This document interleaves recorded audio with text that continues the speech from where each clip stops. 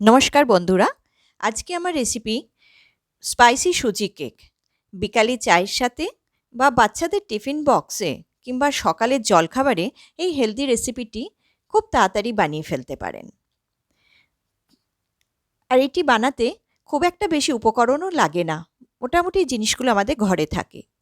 চলুন, একটি বাসনে প্রথমে 1 কাপ সুজি, 1 চা চামচ বেকিং পাউডার, 1/4 চা চামচ বেকিং সোডা, নমক 1/2 চা চামচ, গুঁড়ো চিনি 2 চা চামচ দিয়ে মিশিয়ে এর মধ্যে ঘরে থাকা কিছু পছন্দ সবজি, যেমন আমি এখানে ব্যবহার করেছি গাজর, বিনস, টমেটো, অরিগ্যানো 1/2 চা চামচ, চিলি ফ্লেক্স 1 চা চামচ, আর শুকনো খোলায় ভেজে রাখা জিরা এবং শুকনো লঙ্কা গুঁড়ো 1 চা চামচ, হলুদ চুটকিভর, তেল 1/4 কাপ, কিছুর একটু 1/2 চা চামচ গোলমরিচ, লঙ্কা গুঁড়ো অল্প একটু রঙের জন্য, আধা কাপ দই দিয়ে আমরা খুব ভালো করে মিশিয়ে নেব।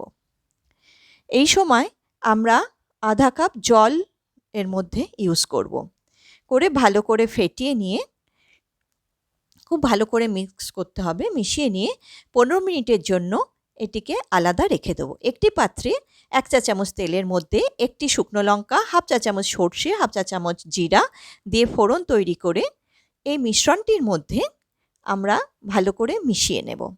মিশ্রণটিকে আমরা রাখার ফলে সুজিটা ফুলে গেছে, তাই জন্য একটু গাঢ়া হয়ে গেছে। এই জন্য আমরা আবার আধা কাপ জল এর মধ্যে মিশিয়ে খুব ভালো করে মিশিয়ে নেব।